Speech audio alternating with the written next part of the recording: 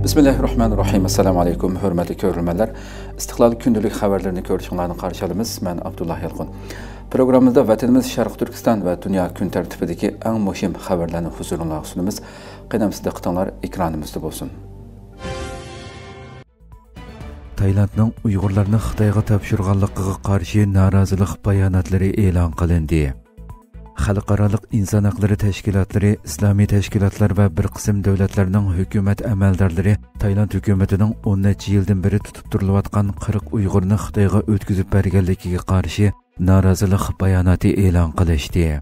Anadolu agentligining xabarida bildirilishicha, BDT inson haqlari oliy komissari Volker Türk 27 fevral Tayland hökumətinin 40 Uyğurni Xitayğa tapşırıb bərgənligi haqida bayonot e'lon qilgan. U bayonotda bu ahvoldan chunqur andisha qilganligini bildirib, Tayland hukumatining bu qilmishini xalqarалық inson haqlari qonunini dafsanda qilganlik deb atagan.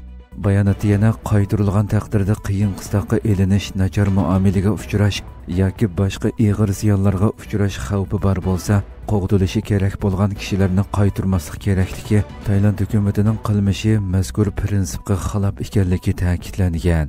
İnsan haqlarını közetish tashkilotimi bu haqda bayonot e'lon qilib, Tayland hukumatining davlat ichi va xalqarалық qonunlarni dafsanda qilib, eng az 40 Uyg'urni majburiy qaytarib o'tganligini, ularni Xitoyda qiyin qistoqqa elinish, uzun muddatli qamoq jazosiga uchrash xavfiga ittirganligini bildirgan.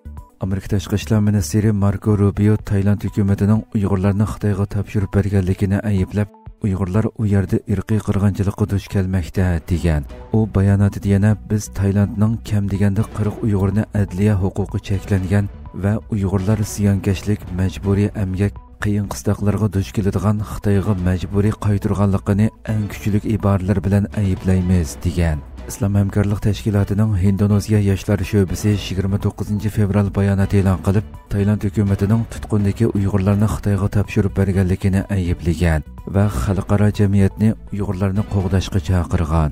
Malayziya Musulmon yoshlar harakati ABMO Tayland hukumatining bu qaroridan chunqur afsuslanganligini va Uyg'urlarning taqdiridan andisha qilayotganligini ta'kidlagan.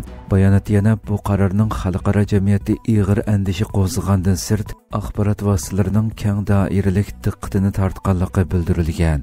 Malayziya Islom tashkilotlari kengashi bu haqda bayonot e'lon qilib, Taylandning Uyg'urlarni majburiy Xitoyga qaytarmasligi kerakligini, insoniy huquq asosida mustaqil harakat qilishi zarur ekanligini, qaytarilgan Uyg'urlarning ig'ir ziyonkashlikka, qamalishga, hatto o'lim jazosiga duch keladiganligini bildirgan. Trump Xitoy mollariga yana 10% boj qo'yadiganligini e'lon qildi. Trump hukumati kelar haftadan tartib Xitoy mollariga yana 10% tamojna beji qo'yadiganligini e'lon qilgan bo'lib, buning bilan umumiy qo'shimcha tamojna beji 20% ga yetgan. Amerika ovozining xabar qilishicha, Trump hukumati Xitoyga qaratgan besimni yanada kuchaytirgan bo'lib, 4 martdan tartib Xitoy mollariga yana 10% tamojna beji qo'shadiganligini e'lon qilgan. Bunun bilan Xitoyga qaratilgan tamojna beji 2-oyning 5-idagi tamojna beji bilan qo'shilib 20% ga yetgan. Trump Xitoydan import qilingan mallarga qaratilgan 10% bojning buning ilgirki 10% boj asosida qo'shilganligini, buning sababi Xitoydan kelgan zo'r miqdordagi fentanilning Amerikaga kirishi ekanligini bildirgan. Xitoy Savdo ministrligi Amerikaning mas'uliyatni boshqalarga ortish bilan tanqid qilib, o'zining qonunlarini ta'kidlagan va masalani dialog orqali hal qilishga chaqirgandan boshqa mazkur boj qarorining Dunyo savdo tashkiloti qoidalariga xilof ekanligini da'vo qilgan.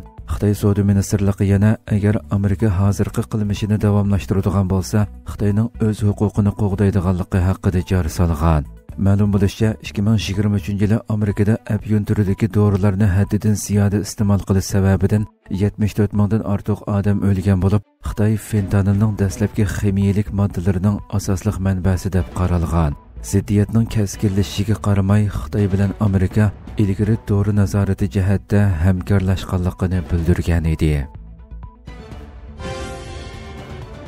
Xitoy e'lon qilgan sun'iy aqlning haqiqiy tahdidi oshkora bo'lmoqda. Xitoy yaqinda e'lon qilgan sun'iy aqlning haqiqiy tahdidi barg'ansiri oshkorlanayotgan bo'lib, nurg'un davlatlar cheklashni o'ylashgan.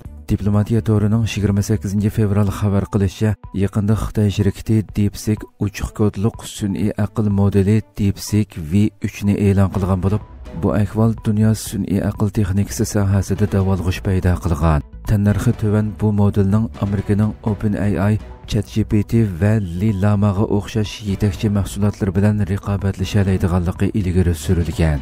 DeepSeek R1ning e'lon qilinishi Amerikaning bu sohadagi ustunligiga texmo tahdid solgan bo'lib, uning ta'minlagan iqtidorlari OpenAIning ilg'or modellariga o'xshash bo'lsa-mu, bahosi tuvan bo'lgan. Bu Amerikaning sun'iy aql sohasidagi yetakchilik o'rnini saqlashda qiyinchilik paydo qilgan. DeepSeekning bosh ko'tarishi sun'iy aql musobaqasidagi manfaatlarni ko'rsatib beradigan bo'lib, yetakchi davlatlarning aloqador texnika sohasiga emas, yana yerim o'tkazgich sohasiga ta'sir ko'rsatdi ekan. Gerçi Amerikaning sun'iy aql shirkatlari Amerika bozoriga yetakchilik qilayotgan bo'lsa-mu, DeepSeek mahsulotlarining ochiq kodliq xarakteri texmo tez taraqqiyotga sabab bo'lishi mumkin ekan. Bu ahvol Amerika sun'iy aql sohasidagi aloqador shaxslarni o'z strategiyalarini qayta ko'zdan kechirishga undaydi ekan. Analizda bildirilishicha, DeepSeek va uningga o'xshash Xitoy modellarining tahdidiga taqobil turish uchun Amerika hukumati o'zining ochiq kodliq sun'iy aql suplarining taraqqiyotini faol qo'llashi, shundaqla ularning dunyo miqyosida raqobatlashuvchi iqtidorini kafolatlantirishi lozim ekan. Buningda sun'iy aql taraqqiyotidagi yangiliklarni ilgari surish, har xil sohalar orasidagi hamkorlikni kuchaytirish va kuchlik texnikalik asosiy qurilmani qurish Amerikada ishlab chiqarilgan o'zaklar va programmalarga ahamiyat berish kerak ekan. Amerika yana ochiq kodliq sun'iy aql modellari tashabbusini ilgari surish va Xitoyning ta'siridan kelgan qiyinchiliklarga taqobil turish orqali tez taraqqiy qilayotgan sun'iy aql sohasidagi yetakchilik o'rnini kafolatlantirishga tirishishi kerak ekan. Xitoy urush tayyorligining muhimligini ta'kidlagan. Xitoy harbiy qonun tuzumlariga tuzish kirgizgan bo'lib, urush tayyorligining muhimligini ta'kidlagan. Janubiy Xitoy Sahar gazetining 28 fevral xabar qilishicha, Xitoy rejimi Xitoy armiyasining qonun tuzumlarini tuzatgan bo'lib, aprel oyida kuchga ega bo'ladigan mazkur tuzitilgan nusxa urush tayyorligi va chet eldagi vazifalarni ta'kidlaydi ekan. Xitoy tuzitilgan qonunda urushda g'alaba qozonishning armiyaning birinchi darajalik mas'uliyati ekanligini ta'kidlagan va urush tayyorligiga diqqat qilishni talab qilgan. Bildirilishicha, yangi yo'l yo'riqlar armiya ichidagi qonuniy sistemani kuchaytirib, tartib va sodiqlikni oshirishni maqsad qilgan. Qonunda urush davridagi boshqarishni tarbiyalashga kirgizish, qattiq harbiy maxfiyatlik qo'g'dash kelishimlari va chet el vazifalarida diqqat qilishga tegishli mazmunlar kirgizilgan.